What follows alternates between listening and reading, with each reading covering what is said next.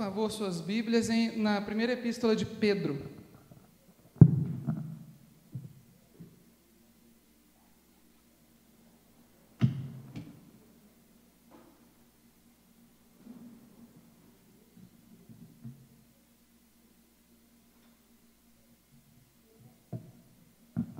Não é porque nós estamos no Homens na Palavra estudando as epístolas de Pedro, não, mas coincidiu essa paraxá de hoje com a epístola de Pedro, então nós vamos estudá-la, né?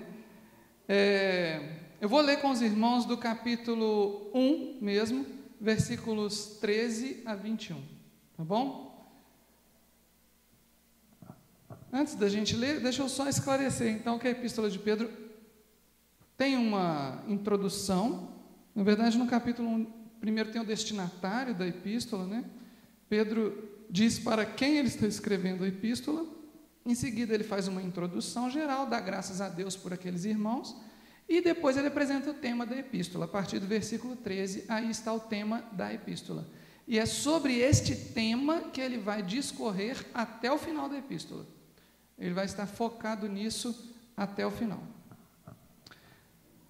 Então, versículo 13 diz assim: por isso, cingindo o vosso entendimento, sede sóbrios e esperai inteiramente na graça que vos está sendo trazida na revelação de Jesus Cristo.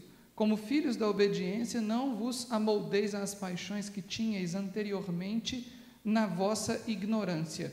Pelo contrário, segundo é santo aquele que vos chamou, tornai-vos santos também vós mesmos em todo o vosso procedimento, porque escrito está: sede santos, porque eu sou santo.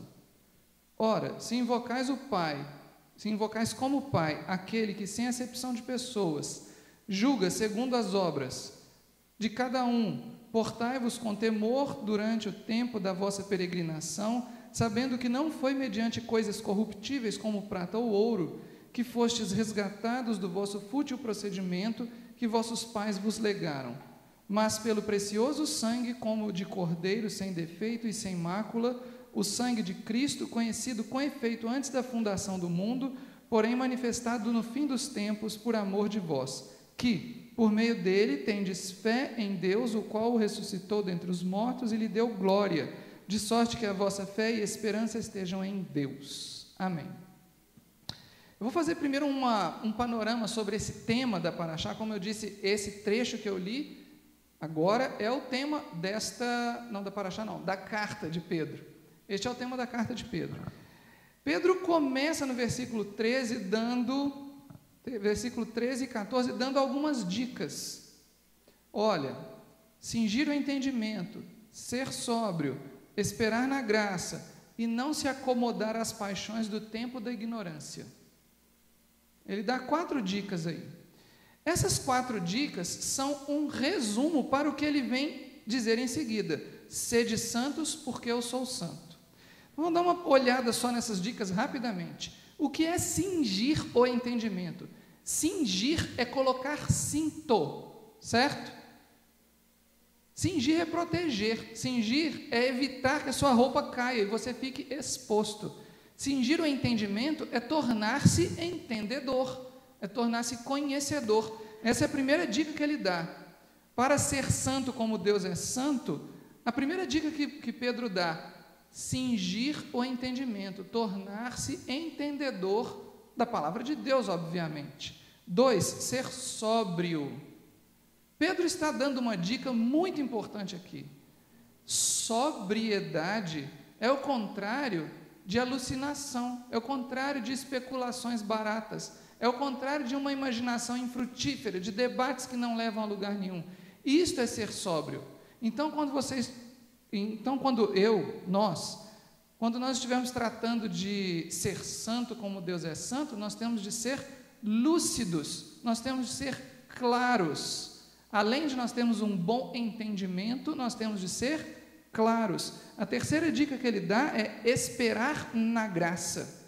Não é isso? Esperar inteiramente na graça. Esperar na graça significa ter certeza de que é por causa do favor de Deus que você tem a possibilidade de se aprofundar no entendimento, de cingir o seu entendimento, de ser sóbrio. porque sem o favor de Deus você se torna um louco aos olhos de Deus. Eu não estou falando louco aos olhos dos homens, entendem? Sem o favor de Deus você se torna ininteligível, você se torna sem comunicação. Sem o favor de Deus, você se aparta do próprio Deus. Então, quando ele diz, esperai inteiramente na graça, ele está dizendo que não é de nós que vem a força para cingir o nosso entendimento e para sermos sóbrios. Em seguida ele diz, não vos amoldeis às paixões do tempo do tempo da vossa ignorância. Ou seja, sai do Egito, tira o Egito de dentro de você também, né? São 4 dicas. Essas 4 dicas, depois elas são sintetizadas em um versículo: sede santos, porque eu sou santo. Em seguida, sede santos, porque eu sou santo, é uma referência. Hoje, se você vai ler um artigo acadêmico, se você vai ler uma monografia, um TCC, ou uma dissertação de mestrado, uma tese de doutorado, você vai ler ao longo do trabalho, tem uma seção do trabalho que se chama revisão de literatura, ou atualmente estão chamando também de estado da arte. Esse capítulo do trabalho acadêmico é o capítulo onde o autor do trabalho cita outros autores. E ele, às vezes, cita com as próprias palavras e, às vezes, ele cita o texto do outro autor mesmo. O curioso é que, num trabalho acadêmico, quando alguém cita outro autor, geralmente ele não está citando toda a obra do autor. Na verdade, quando ele cita uma frase de outro autor, ele está usando só aquela frase. E fala assim, como disse fulano de tal, isso assim, assim, por exemplo. Né? Mas, no universo judaico, lá do 1º século, até antes e um pouco depois também, quando um autor cita outro autor, ele está citando a obra completa. Ele não está citando simplesmente uma frase, um parágrafo. Então, quando Pedro cita aqui, sede santos porque eu sou santo, ele está citando nada mais, nada menos que a Parashá Kedoshim. Ele não está citando um verso da Parashá, ele está citando a Parashá completa, porque ele sabia muito bem que existia uma Parashá com o nome Kedoshim. Talvez esse nome não fosse ainda o nome na época dele, mas já eram estudados na época dele, nas sinagogas, as Parashot, como nós estudamos hoje. Talvez as Haftarot não fossem exatamente as mesmas. Obviamente, o Novo Testamento ainda não tinha sido escrito, mas Pedro estava citando uma porção da Torá, ele não estava citando uma frase, certo? E agora que nós vamos dar uma olhada nessa porção da Torá. Vamos lá para Levítico capítulo 11 primeiro. Levítico capítulo 11 não é a Parashá Kedoshim, mas é provavelmente a primeira vez na Bíblia onde esse verso que Pedro citou é citado também completamente. Nós não vamos nos deter nesse capítulo 11 hoje, porque não é a Parashá de hoje, mas eu quero mostrar para vocês que com este versículo, Pedro estava citando exatamente o capítulo inteiro. Vamos ler juntos, então, Levítico 11, capítulos 44 e 45, versículos 44 e 45, diz assim: Eu sou o Senhor vosso Deus, portanto vós vos consagrareis e sereis santos, porque eu sou santo, e não vos contaminareis por nenhum enxame de criaturas que se arrastam sobre a terra. Eu sou o Senhor que vos faço subir da terra do Egito, para que eu seja vosso Deus. Portanto, vós sereis santos, porque eu sou santo. Pedro não estava citando só o final do versículo 45, ele estava citando todo o versículo 11. E a que diz respeito todo o capítulo 11? Animais imundos e animais não imundos, puros e imundos. Eu não quero me deter neste capítulo hoje, mas eu quero chamar a atenção dos irmãos para o discurso de Pedro. Pedro é exatamente aquele mesmo que teve uma visão no livro de Atos, que dizem por aí que significa que não existem mais animais puros e impuros. Ele estava citando Levítico 11, na sua primeira carta. E como judeu, ele não estava citando só uma frase, ele estava citando todo o capítulo 11. Então, não é o tema de hoje, mas seria bom nós nos darmos um pouco o trabalho de verificar se talvez não exista alguma interpretação diferente para aquela passagem do livro de Atos, porque, na verdade, a interpretação mais corrente, na minha opinião, está redondamente enganada. Agora, a próxima aparição de sereis santos, porque eu sou santo, está na paraxá de hoje, exatamente em capítulo Levítico 19. E aí, Levítico 19 e 20. E é muito interessante o que acontece nesta paraxá. E dá para entender por que essa paraxá se chama Kedoshim. Porque ela começa assim, capítulo 19. Disse o Senhor a Moisés: fala a toda a congregação dos filhos de Israel e dize-lhes: santos sereis, porque eu, o Senhor vosso Deus, sou santo. Mas muitas das parashot que nós estudamos, às vezes elas têm o nome de uma das primeiras palavras da paraxá. Então você tem lá, por exemplo, a primeira paraxá da Bíblia se chama Bereshit. Por quê? Bereshit bara Elohim et hashamayim et haaretz. A primeira palavra é Bereshit. Neste caso, não é a primeira palavra. A primeira palavra aqui não é Kedoshim. A palavra Kedoshim está no meio do versículo 2, não é nem no versículo 1. No meio do versículo 2 fala: santos sereis, porque eu, o Senhor vosso Deus, sou santo. E essa palavra não aparece, melhor, esta frase, ela não aparece apenas no versículo 2. Nesta paraxá, ela aparece desse jeito 3 vezes: na entrada, no meio e na conclusão. Deem uma olhada agora no capítulo 20, Levítico 20, versículo 7. No meio da paraxá, diz: portanto, santificai-vos e sede santos, porque eu sou o Senhor vosso Deus. Agora, lá no final da paraxá, versículo 26, capítulo 20, versículo 26: ser-me-eis santos, porque eu, o Senhor, sou santo. Mais uma vez, 3 vezes na paraxá isso é falado.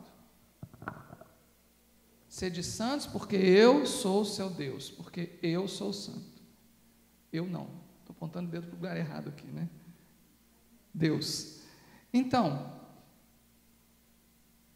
parece que existe nesta paraxá, nesta porção, uma necessidade do texto de reforçar esta frase.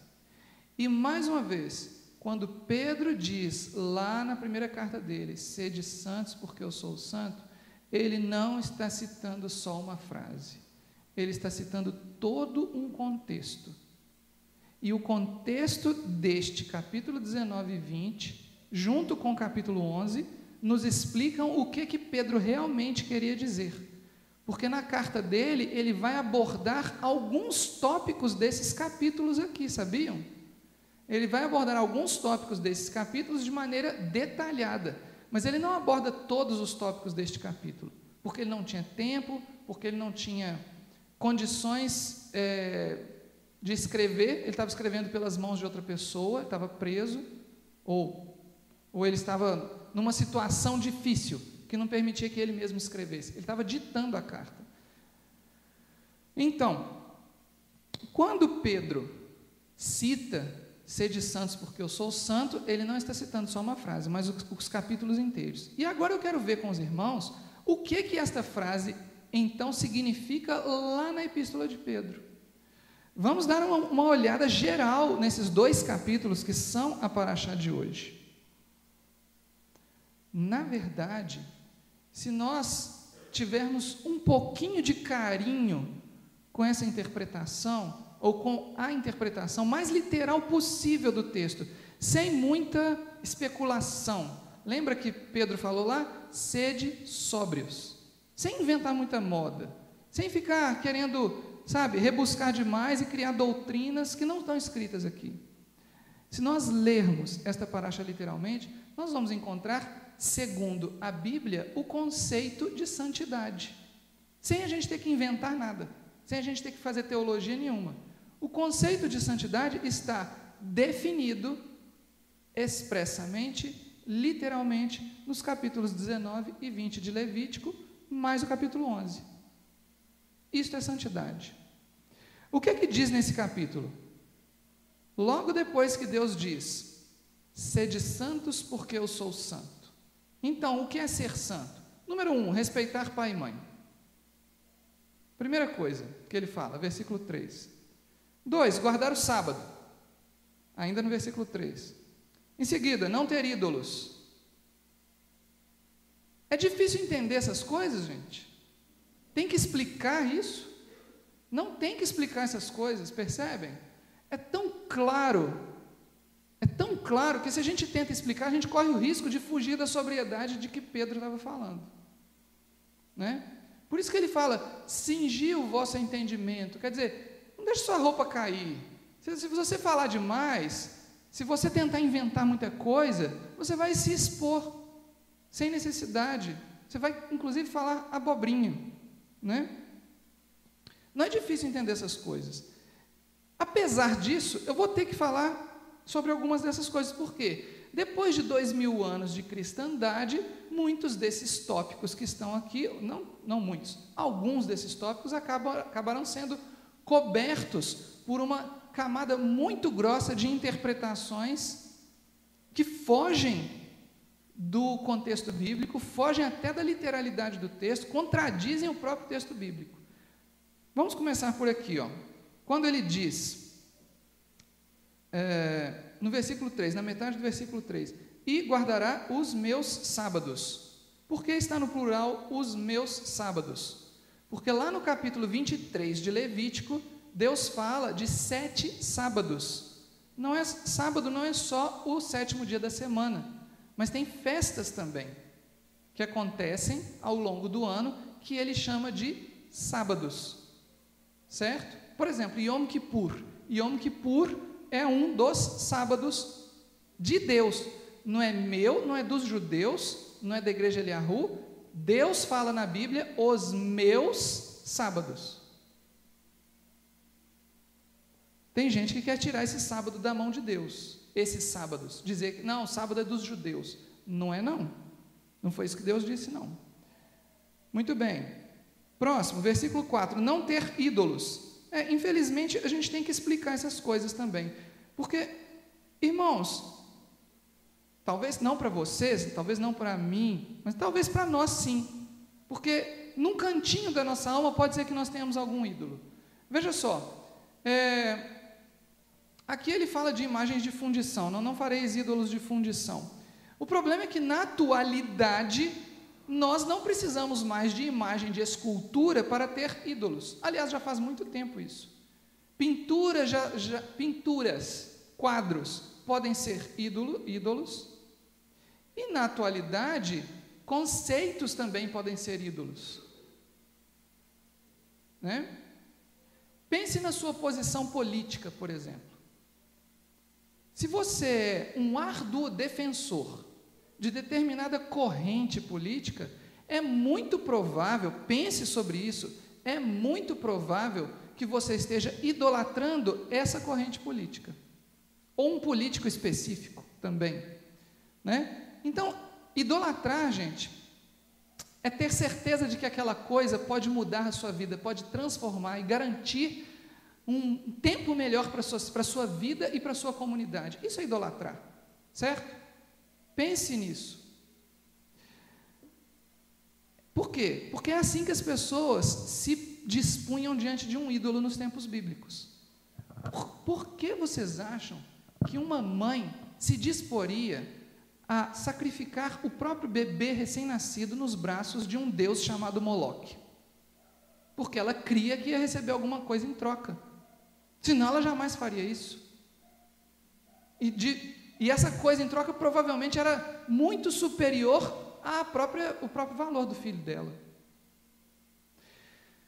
Então, cuidado com o tanto que você defende as coisas que você defende. Porque se nós tivermos que levantar uma bandeira, pelo amor de Deus, vamos levantar a bandeira de Cristo. Como o Luciano disse mais cedo aqui, conhecereis a verdade vos libertará.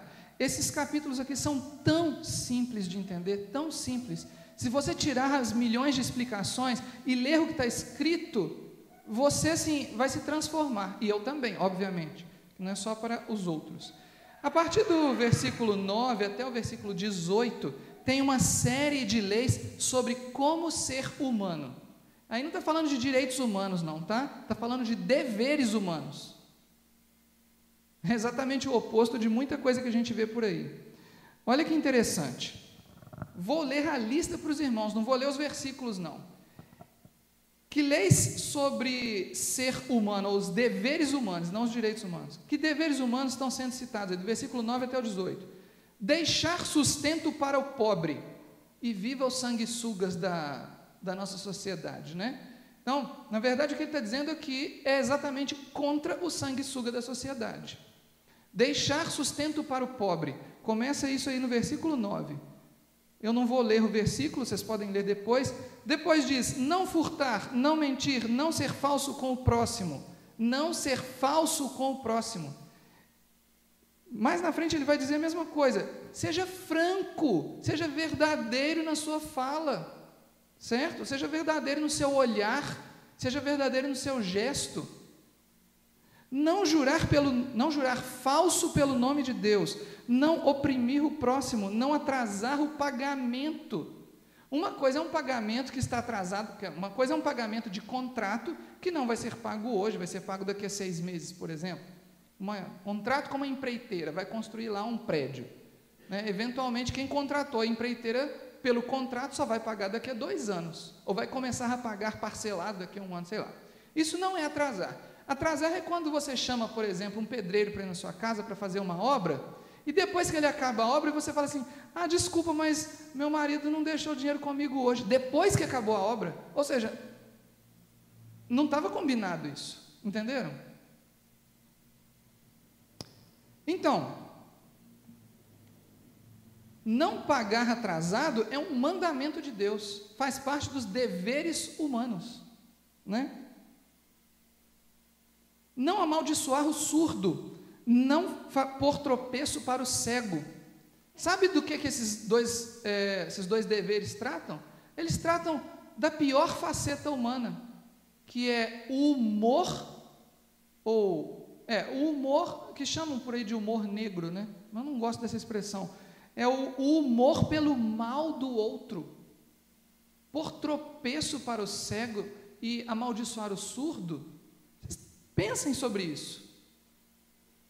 Pôr tropeço diante do cego é achar graça que o cego pode cair porque ele está frágil, porque você pode pôr os pés na frente dele e ele não perceber, né?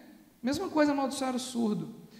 Não fazer injustiça no juízo, e aqui tem um detalhe interessante. Lembra lá que Pedro fala, se você toma como pai o Deus que julga sem fazer acepção de pessoas, segundo as obras delas, lembra que ele fala sem fazer acepção de pessoas? Lembra que eu falei que ele estava citando esses capítulos? Ele está falando aqui agora, não fazer injustiça no juízo, quer dizer, nem favorecer o pobre, nem bajular o grande. Pedro estava falando disso, Deus não faz acepção de pessoas, né? Não fazer fofoca, está escrito aqui no versículo, a gente precisa aprender isso na prática, não é só na teoria não. E eu vou dizer uma coisa para os irmãos, não é fácil, dependendo do lugar onde você convive no seu dia a dia, porque aqui na igreja deveria ser muito fácil na igreja não fazer fofoca, né? Mas nem sempre. Mas às vezes lá no seu trabalho, por exemplo, existem aquelas pessoas que querem formar times. Vocês já repararam isso? As pessoas querem formar times. Quando você começa a trabalhar num lugar, né? Eu sinto isso toda vez que eu mudo de um emprego para outro. Já aconteceu algumas vezes. Não, vou falar que todas as vezes não. Senti isso 2 vezes na minha vida, que eu me lembre aqui. Você chega no lugar, você é o novo funcionário. Na mesma hora, as pessoas começam a tentar te aliciar para o lado delas, né? E fazer um time ali, o time contra o outro time, né? e começa aquele monte de fofoquinha. Se você não vigia, você se torna um fofoqueiro em comunhão com outro fofoqueiro, né? Sabe o que mais está escrito aí nesses mandamentos? Não se intrometer na vida do próximo, não com estas palavras, mas leia, vocês vão encontrar esse mandamento aqui, né? Aqui está escrito: não cuide da vida do teu próximo, não cuidar da vida do próximo, não cuidar no mau sentido, obviamente no bom sentido você precisa cuidar, né? Não se intrometer na vida do próximo. Outra coisa, não guardar mágoa, mas falar francamente. Essas são as minhas palavras, mas ali está escrito dependendo da versão, deve estar até escrito mais fácil. Mas não guardar mágoa, mas falar francamente. Mesma coisa que tinha sido falado lá no princípio, né? Eu já tinha falado isso aqui. Você não pode ser falso com o seu próximo. Para que você vai guardar mágoa se você pode falar uma verdade? Com amor, sempre, óbvio, né? Porque nós estamos falando do Deus que é amor. Não se vingar, não guardar ira contra os irmãos. Depois, lá no versículo 19, esse mesmo capítulo, citado por Pedro, vai falar de misturas inadequadas. Tem 3 misturas que Deus considera inadequadas ou incorretas.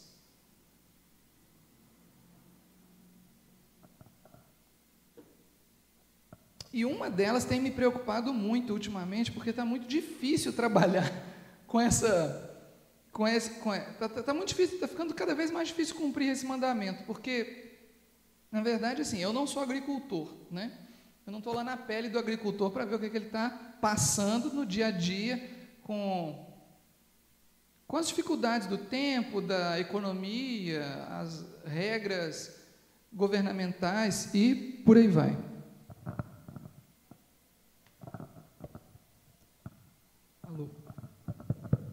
Alô? Alô? Alô? Alô? Ok, está saindo aí, né? Então, eu não estou lá na pele do agricultor, mas, aqui no versículo 19 diz: não misturar sementes de espécies diferentes no mesmo canteiro.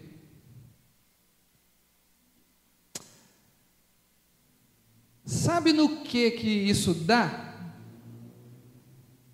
Transgênicos.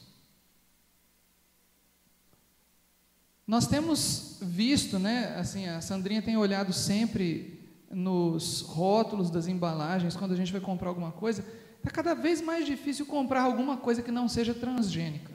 Por exemplo, a soja toda, 100% da soja que o ser humano consome hoje é transgênica. A soja não transgênica só existe em laboratório hoje, praticamente ficou o contrário, né? A soja que está na natureza é a transgênica. E como é que isso é feito, né? A manipulação genética ela é feita de muitas maneiras, uma delas é fazer em laboratório, implante mesmo, mas isso é caríssimo. O que tem sido feito nos últimos milênios? O que o ser humano tem feito? Ele vai misturando espécies diferentes no mesmo canteiro, e aí, com o tempo, aquelas espécies vão gerando frutos diferenciados, né? A gente conhece isso com frutas cítricas, a gente conhece isso com frutas de polpa, a gente conhece isso até com animais domésticos. Claro que o termo espécie que está escrito aqui na Bíblia não necessariamente corresponde ao termo espécie da biologia, porque o termo espécie da biologia define o seguinte: se você junta 2 seres vivos que não são capazes de produzir um descendente fértil, então esses 2 seres vivos são de espécies diferentes. É assim que a biologia determina uma espécie, né? A Bíblia não usa essa terminologia, esse conceito de espécie é novo. A Bíblia certamente se refere a um outro conceito de espécie, ou seja, aquilo que você olha e que é diferente é espécie diferente, né? Então nós estamos caminhando aí para um mundo onde vai ficar cada vez mais difícil comer. Eu não digo que a gente deva parar de comer, por exemplo, óleo de soja, né? Não é minha responsabilidade dizer isso, mesmo porque os óleos que não são de soja costumam ser mais caros e às vezes não está no poder aquisitivo de todo mundo ficar comprando tudo que não é transgênico, né? Sandrinha mencionou isso para mim hoje. Ela estava apressando. Uma lata de milho verde não transgênico custa 3 vezes o preço de uma lata de milho verde transgênico. É o triplo. Uma lata de milho verde transgênico é R$1. A não transgênica é R$3. Então, isso foge do poder aquisitivo da maioria das pessoas. Eu não estou aqui dizendo que você não pode comer transgênico, mas o que a Bíblia diz é para a gente não produzir transgênico, percebem? Deve ter alguma coisa aí, né, gente? E se a gente, assim, se a gente for pensar, a Bíblia está sempre adiantada em relação a todo mundo, né? Hoje existem muitos estudos em torno de agrotóxicos, em torno de transgênicos, que recomendam que os alimentos transgênicos não devam ser consumidos pelo ser humano, porque eles são eventualmente prejudiciais, né? Mas, aí, isso é um alerta para nós, né? Quando que isso aqui vai virar um negativo para nós, tipo, não compre alimentos transgênicos?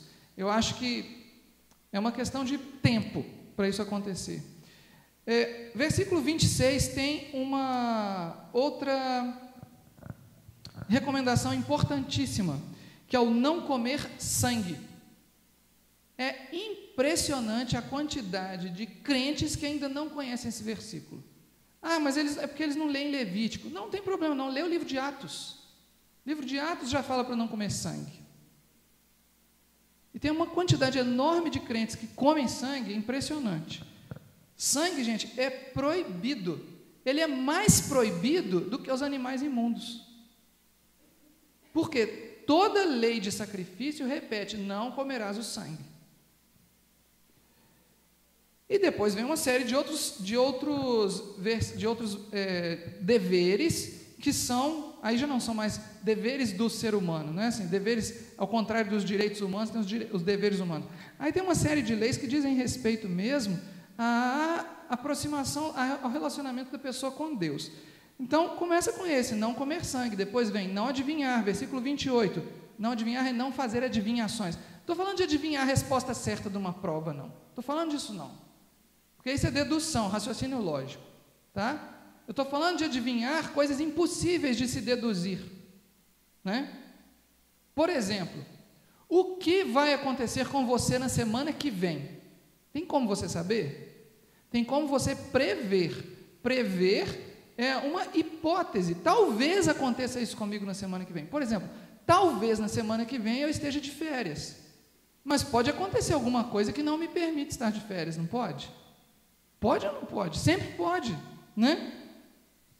Então, adivinhar, né? Na verdade, mais para frente, Deus vai ser mais radical com esse texto. E aí nós vamos continuar. Então, não fazer adivinhações, não ferir o próprio corpo pelos mortos, porque é um costume comum em culturas pagãs primitivas, tá? Nós estamos falando aqui de um texto de 3.600 anos, mais ou menos, esse texto aqui, 3.600? 3.400 anos, mais ou menos, o texto de Levítico. Mas, naquela época, aqueles que não adoravam ao Deus de Israel, faziam essas coisas. Eles se chicoteavam quando alguém morria, por exemplo, para cumprir as penas daquele morto, para aquele morto passar logo do inferno da cultura deles para um paraíso.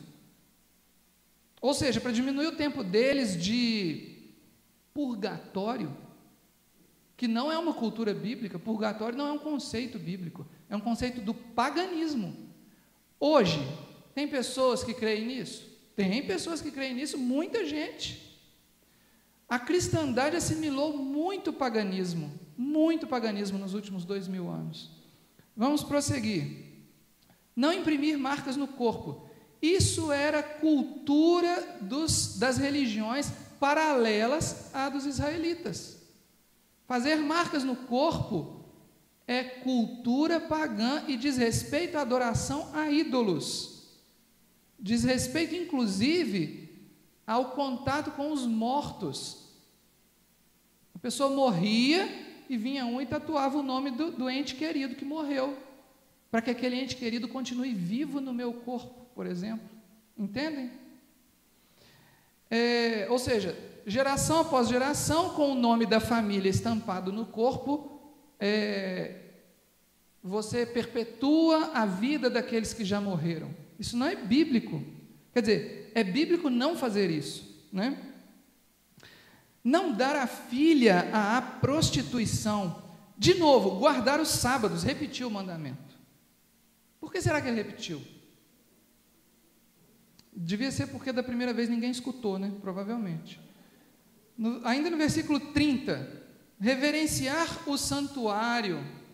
Bom, hoje nós não temos um templo lá em Jerusalém, nem o tabernáculo móvel que Moisés construiu. Mas existe um santuário. Esse santuário, como eu tive a oportunidade há algum tempo atrás de explicar aqui para os irmãos, é o conjunto dos tijolinhos vivos que creem em Cristo. Lembra disso? O conjunto de todos aqueles que entregaram a sua vida para Cristo forma o corpo de Cristo, que é um santuário que cresce para a glória de Deus. Não é isso? O próprio Pedro fala isso. Mais uma vez, Pedro citando o capítulo 19 aqui de Levítico, né? Reverenciar o santuário, está escrito isso aqui, Deus manda reverenciar o corpo de Cristo. Deus nos manda ter respeito pelo corpo de Cristo. O corpo de Cristo não é motivo de chacota, nem entre os tijolinhos, nem de quem está de fora, porque esses mandamentos são universais. Esses mandamentos aqui não são só para crentes, não, porque tem consequência para qualquer um que não os cumpre, percebem? Não importa se você é crente ou se você não é. Se você for crente e não cumprir esses mandamentos, vai ter consequências. Se você não for crente, vai ter as mesmas consequências. Sabe por quê? Porque esses mandamentos não estão só relacionados à sua vida eterna, eles estão relacionados à sua vida presente, à sua vida passageira também, né? Por exemplo, não dar a filha à prostituição. Vocês acham que esse mandamento só está relacionado à vida eterna? Lá no versículo 29. Não, ele está relacionado à nossa vida presente, a esta vida que terá um fim. Depois, obviamente, nós seremos ressuscitados, se estivermos com Cristo. Mas este mandamento se refere à vida presente. Quais são as consequências para alguém que dá a filha à prostituição? Olha o que o versículo 29 diz: não contaminarás a tua filha fazendo-a prostituir-se, para que a terra não se prostitua nem se encha de maldade. Por que aconteceu o dilúvio? Porque a terra se prostituiu e se encheu de maldade. Por que a terra se prostituiu? Porque os pais davam as filhas à prostituição.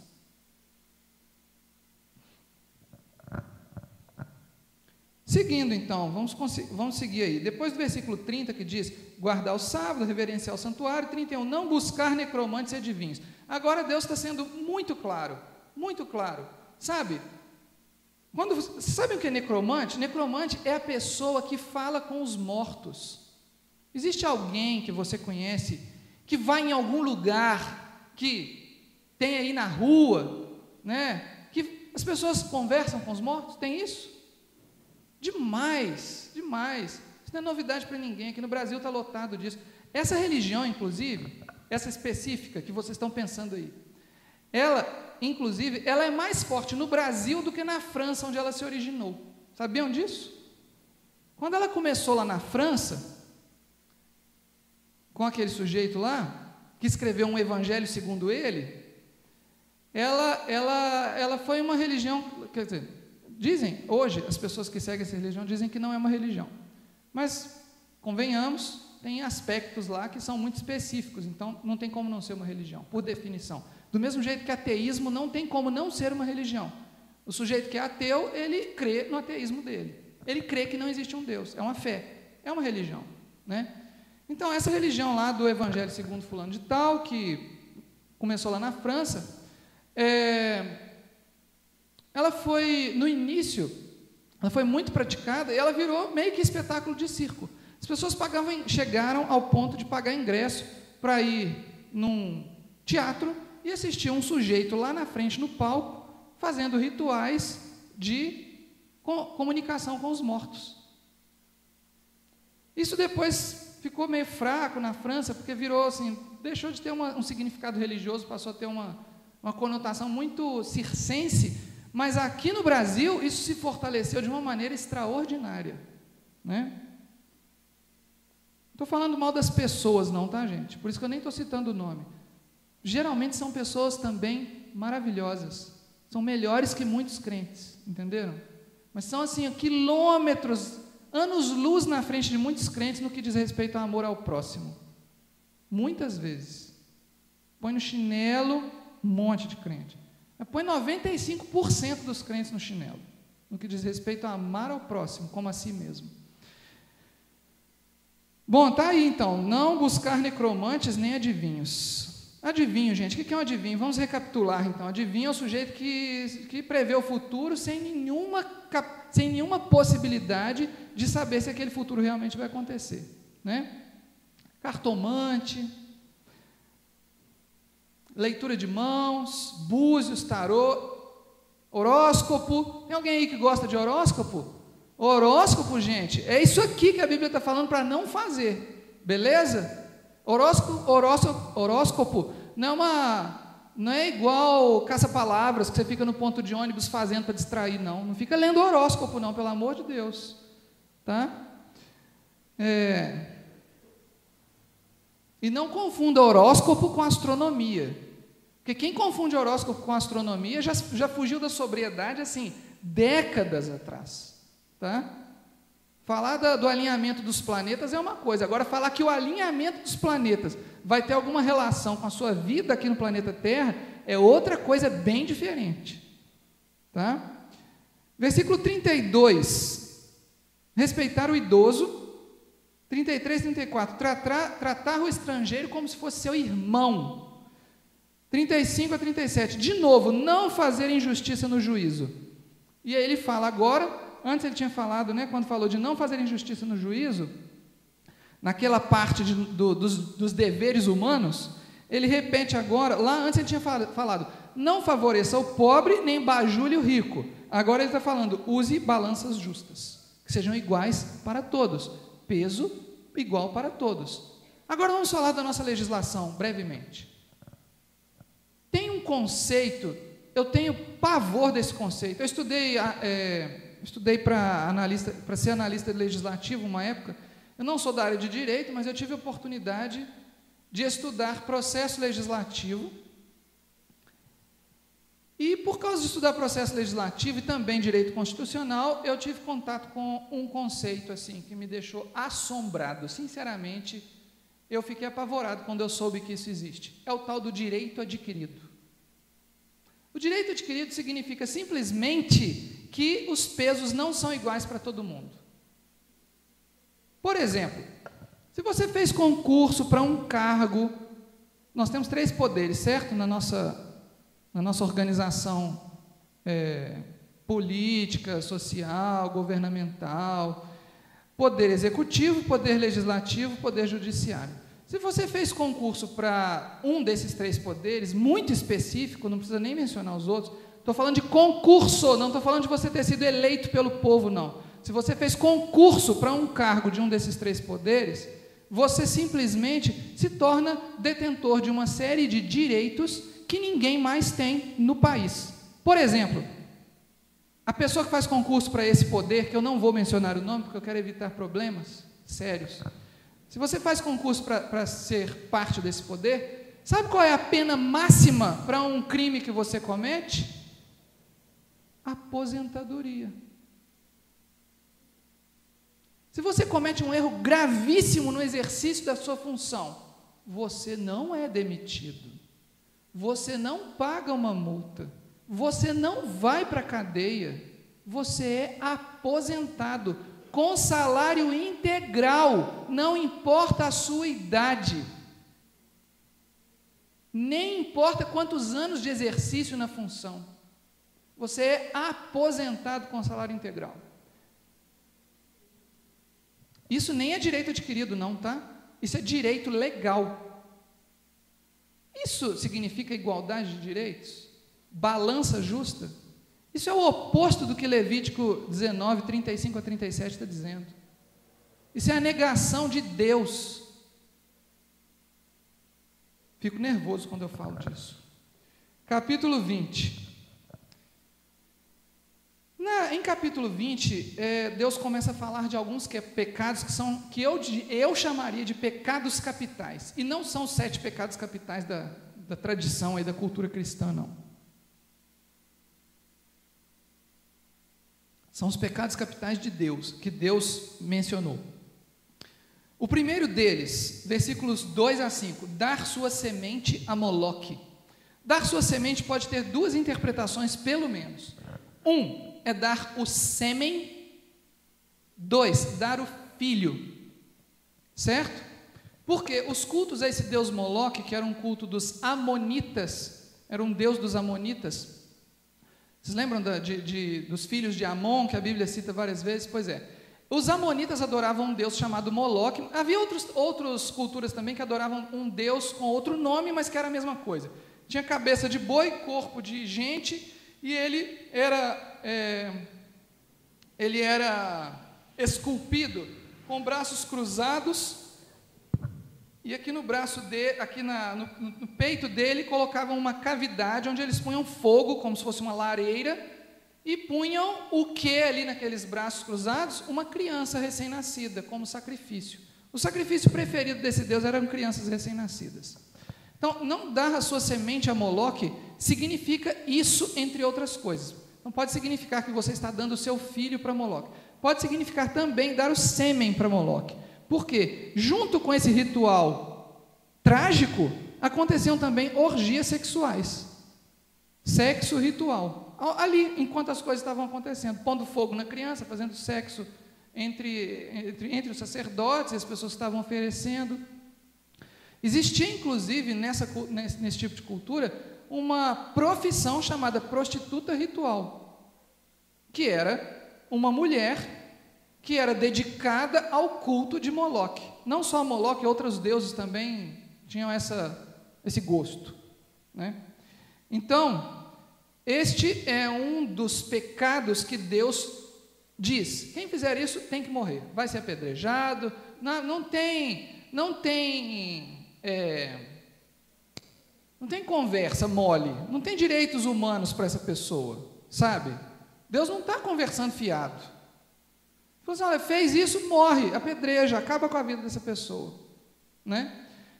Eu não estou aqui na posição de juiz e eu não vou dizer que a nossa Constituição está errada de não ter pena de morte. No nosso país não existe pena de morte, mas Deus manda matar. O sujeito que põe fogo no próprio filho, Deus manda matar. Agora vou dar uma pincelada na cultura brasileira. Existe isso no Brasil, pôr fogo no próprio filho? Oficialmente, estou perguntando, existe isso no Brasil? Não, oficialmente não existe. Porém, existe um capítulo da Constituição que diz respeito às nações indígenas, que diz que as nações indígenas serão regidas por legislação especial. Elas estão livres dos deveres da Constituição. Elas não estão livres dos direitos, estão livres dos deveres da Constituição. Então, que dever você tem na Constituição, por exemplo? Não tirar a vida do outro cidadão. Isso é proibido por lei. Não importa se é criança, se é idoso, se é pobre, se é deficiente, se é rico, não interessa. Você não pode tirar a vida de um outro cidadão pela Constituição brasileira, exceto em caso de crime de guerra, né?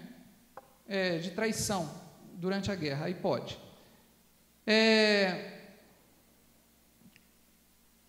Mas as nações indígenas brasileiras têm algumas que praticam o homicídio de recém-nascidos, sabiam disso? Por exemplo, eu conheci um missionário que trabalha na Amazônia, que me contou, eu tive uma longa conversa com ele, e ele falou assim: olha, eu trabalhei anos para convencer uma tribo a não matar os gêmeos, porque toda vez que nascia um parzinho de gêmeos, eles enterravam um vivo. É a mesma coisa que pôr fogo, né? Pôr nos braços de Moloque.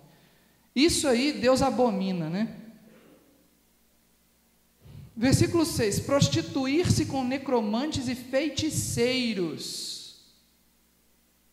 Bom, acho que eu não preciso explicar esse versículo. E no versículo 7, ele repete, sede santos porque eu sou santo. Depois no versículo 9, mais um pecado capital, amaldiçoar pai ou mãe. Amaldiçoar pai ou mãe significa morte. Eu vou repetir para os irmãos, eu não estou aqui na posição de juiz, e eu creio que o sacrifício de Cristo é superior a qualquer pecado, exceto a blasfêmia contra o Espírito Santo. Eu creio nisto. Então eu creio que existe salvação até mesmo para essas pessoas que realizam esse tipo de... Não estou falando dos pecados do capítulo 19 não, tá gente? Estou falando dos pecados do capítulo 20, que Deus manda matar quem faz essas coisas, né? Eu creio que o sacrifício de Cristo é poderoso para perdoar até mesmo esses pecados, mas existem consequências severas para quem realiza esses pecados, né? Não vou nem discorrer sobre que tipo de consequência, né? Mas pense sobre a mãe lá numa tribo indígena que enterra vivo o seu gêmeo, um dos gêmeos, porque não pode ter dois iguais. Que tipo de consequências ela pode ter?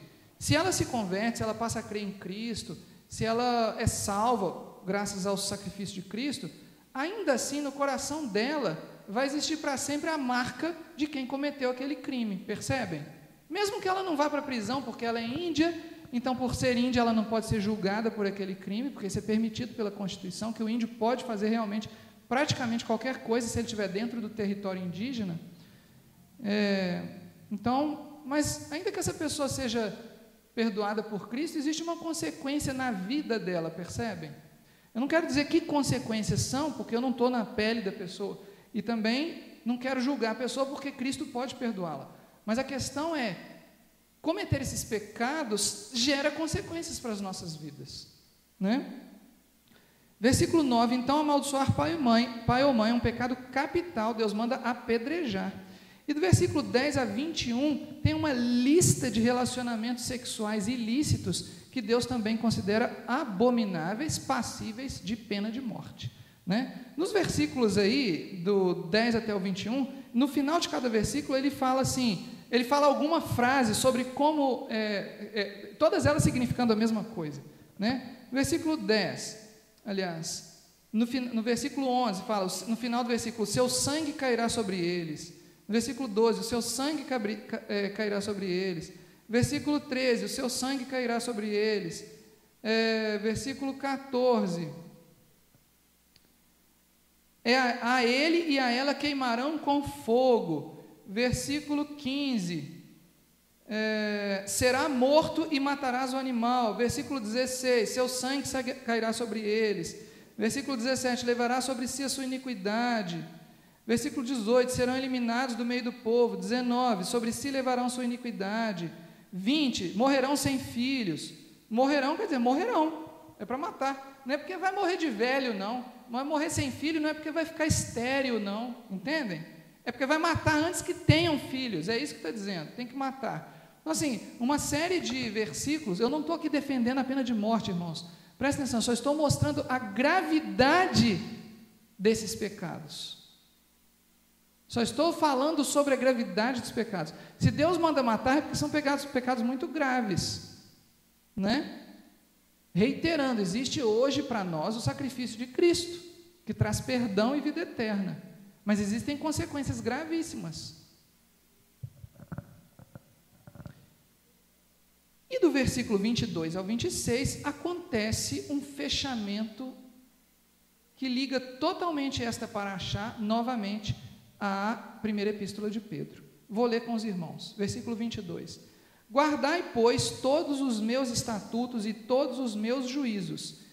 Aliás, antes de falar disso, eu quero ler uma coisa a respeito de Moloque. Eu achei um parágrafo escrito por um tal de Scott Alexander, que eu não sei quem é, tá? Não vou nem falar para os irmãos se ele é crente, se não é, se é filósofo, se ele é cientista, se ele é um apresentador de programa de humor, não faço ideia de quem seja, não tive tempo de pesquisar, uma curiosidade aí, mas olha o que ele diz. Moloque é exatamente o que os livros de história dizem que ele é. Ele é o deus do sacrifício de crianças, a fornalha ardente na qual você pode lançar seus bebês em troca, por exemplo, da vitória na guerra. Ele sempre e em todos os lugares oferece o mesmo negócio.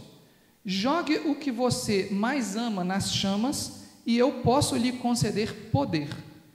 Enquanto a oferta estiver aberta, será irresistível. Então, precisamos tornar a oferta indisponível. É um conselho dele. O que significa, portanto, ele fez uma interpretação muito legal desse texto. O que significa lançar as crianças no colo de Moloque, no fogo? Para nós hoje, aqui, numa sociedade, uma sociedade de direito, né? Uma sociedade que proíbe a pena de morte, que proíbe também o homicídio, não só a pena de morte, né? Vamos combinar que nesse aspecto a nossa Constituição não está errada, não. Tá bom, ela proíbe a pena de morte, mas ela também proíbe o homicídio, não é mesmo? O homicídio é criminalizado, né? Estou falando nem só da Constituição, estou falando do Código Penal também aqui. Bom, então, numa sociedade organizada, no século XXI, o que significa Moloque para nós? Porque nós não vamos encontrar ali, por enquanto não está acontecendo isso não, né? A gente chegar ali na Praça do São Mateus e ter uma estátua de Moloque com fogo pegando dentro dela, para alguém ir lá e lançar um bebê. Não vai ter isso no nosso país. Oficialmente, não. Mas olha que legal o que esse Scott Alexander falou. Gente, mais uma vez, não sei quem eu estou citando, tá? Só estou falando o nome dele, porque é certo a gente citar o nome da pessoa que falou, mas eu não sei quem é.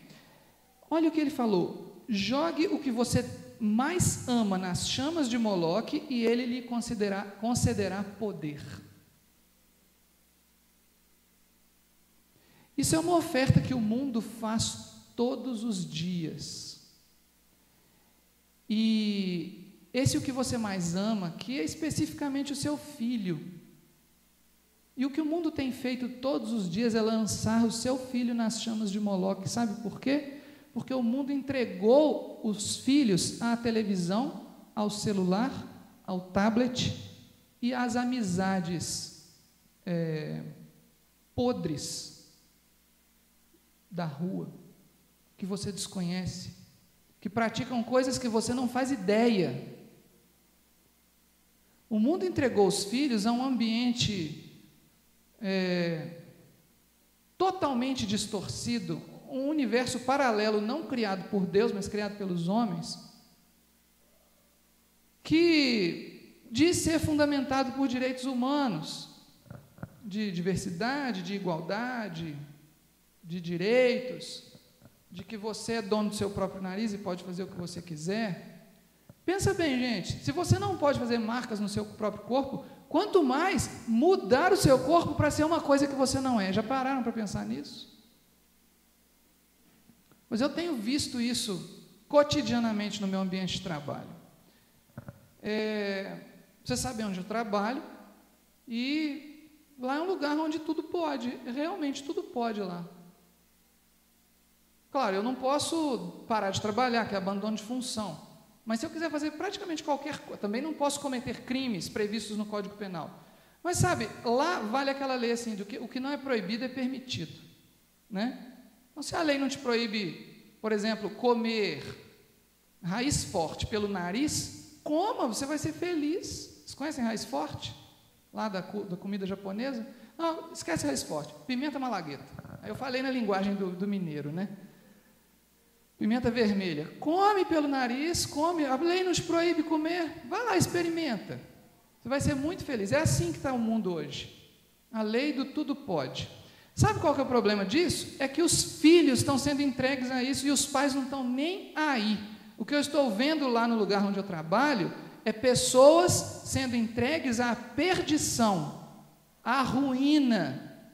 E os pais não estão vendo isso. Os pais estão entregando seus filhos a Moloque. Bom, lá não é jardim de infância, eu dou aula para adultos, mas existem lugares onde no jardim de infância já estão fazendo isso.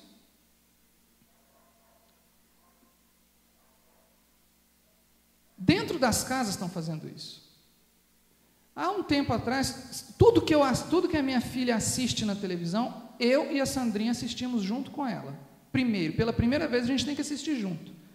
Nós temos que nos certificar de que não há um problema. Então tem um desenho animado muito singelo na Netflix, que se chama Nossa Casa. Quem tem Netflix aí, uma hora procura esse desenho animado.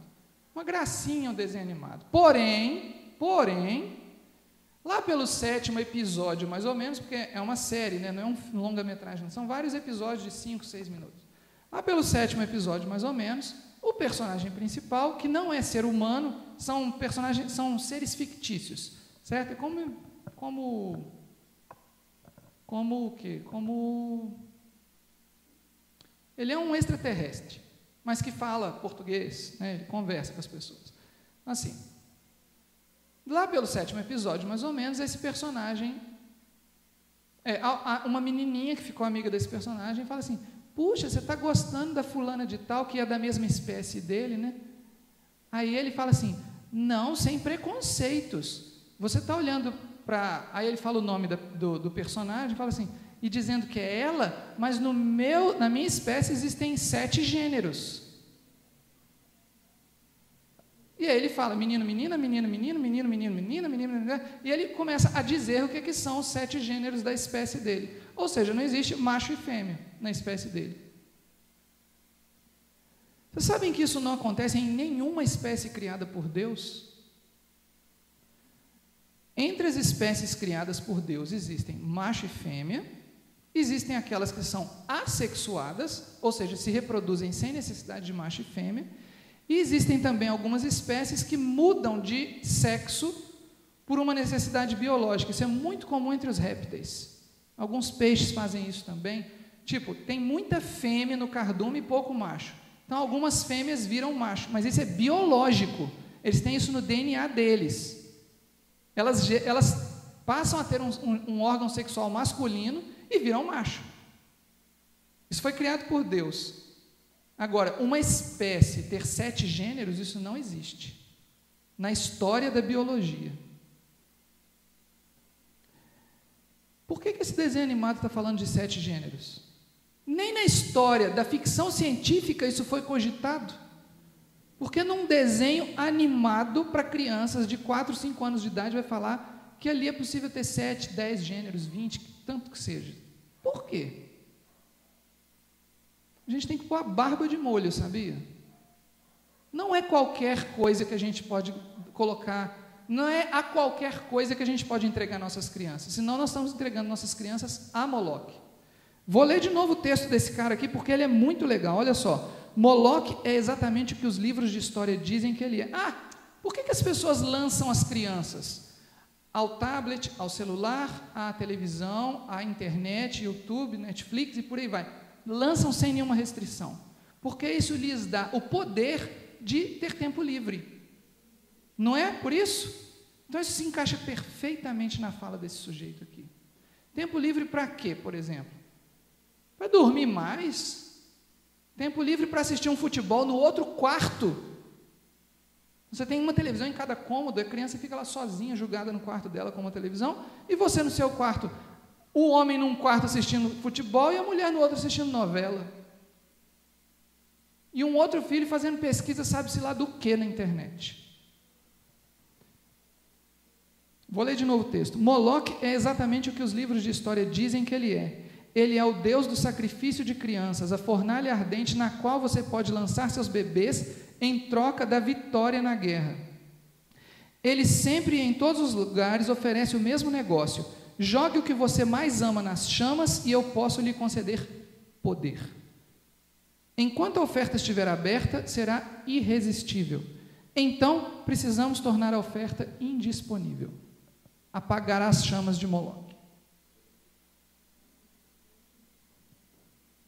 Apagar nas nossas vidas, nas nossas casas, nas nossas escolas. Sabe por quê? Porque a conclusão desta paraxá é muito radical. Leiam comigo o versículo 22.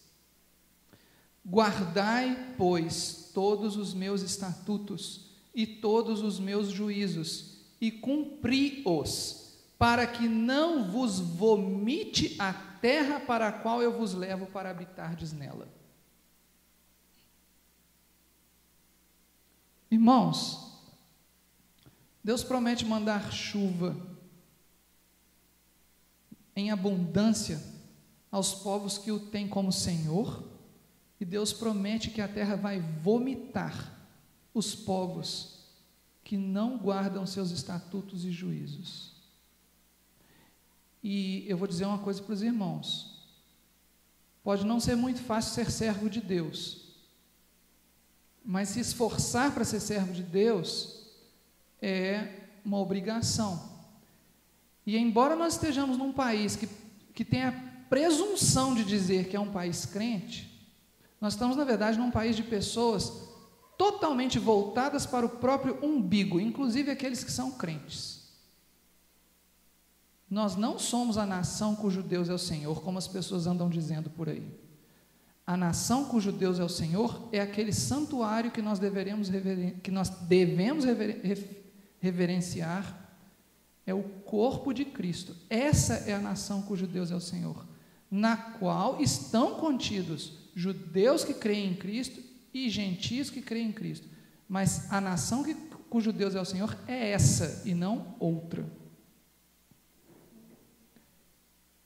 A terra vai vomitar o povo cujo Deus não é o Senhor. O povo de Amon existe ainda? Alguém lembra? No mapa tem lá uma discriminação: amonitas. Você digita no Google Maps para você ver se existem amonitas lá hoje. Não existem. Digita no Google, isso tem, Egito. Mas os egípcios que moram no Egito hoje não são os descendentes dos egípcios que escravizaram o povo israelita. Digita lá hoje, no Google, por exemplo, onde moram os filisteus, onde moram os amorreus. A terra vomitou esses povos. E o nosso país, ou a nossa nação brasileira, pode correr o mesmo risco. Por que não? Por que nós temos tanta epidemia de dengue, zika, chikungunya e sei lá mais o quê? Por quê? Isso é um pecado coletivo que se instalou no nosso país, porque a terra quer nos vomitar, percebem? Isso é uma sentença de Deus. Vamos continuar lendo. Versículo 23: não andeis nos costumes da gente que eu lanço fora diante de vós, porque fizeram todas essas coisas, por isso eu me aborreci deles. Porque é tão legal, né?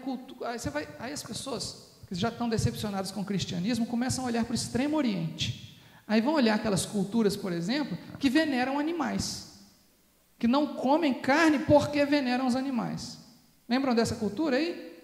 Um povo que eu, na verdade, amo muito. Para falar a verdade, eu acho lindo as roupas deles, acho lindo as maquiagens deles, mas eles têm um problema muito sério, são extremamente idólatras, e tem gente aqui no Brasil achando lindo imitá-los. Existe uma figura nessa cultura, cujo nome eu não vou dizer, que parece, lá, é venerada, eles são venerados. E aqui no Brasil, essa mesma figura seria idêntica a um mendigo que mora debaixo da ponte, viciado em crack. É a mesma coisa. E os nossos jovens estão venerando essa figura. Eles estão arrumando o cabelo deles igual a essa figura, estão deixando a barba deles igual a essa figura, estão se vestindo igual a essa figura, como mendigos.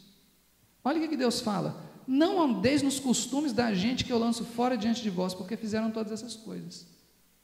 Esses versículos que precedem aqui, essa paraxá toda, é um manual para nós nos livrarmos de sermos vomitados pela terra, é um manual para nós nos livrarmos de imitarmos coisas